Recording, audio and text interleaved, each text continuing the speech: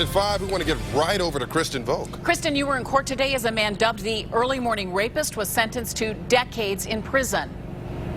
Lee, so many decades that James Daniel III will die in prison unless an appeal is granted. A Cuyahoga County judge sentenced the man to 144 years to life. Certainly a hefty sentence that shows no reaction from this violent offender.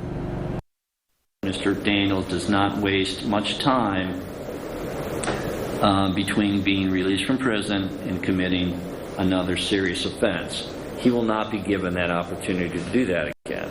Cuyahoga County Judge David Mattia gave no leniency to the early morning rapist today. In his sentencing, the judge imposed a punishment so harsh that Daniel will not be let free in his lifetime. It was a move that prosecutors wanted and then applauded. This defendant has violently assaulted 5 separate women.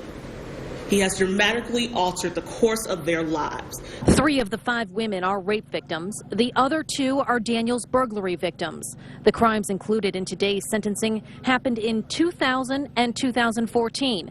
The most notorious incident was this one. Surveillance video catches Daniel attacking a runner on Cleveland's near west side in the early morning hours.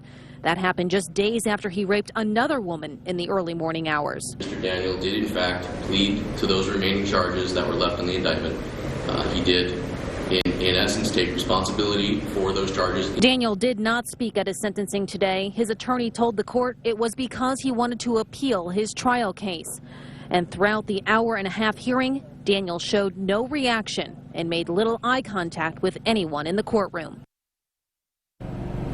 The prosecutor told us that any sort of appeal is highly unlikely because life sentences are mandatory in Ohio. Now, the judge closed the sentencing today by thanking that jail custodian that cleaned up Daniel's jail cell after he spread feces over himself and over the walls as he waited trial here. Live in Cleveland, I'm Kristen Volk, News Channel 5.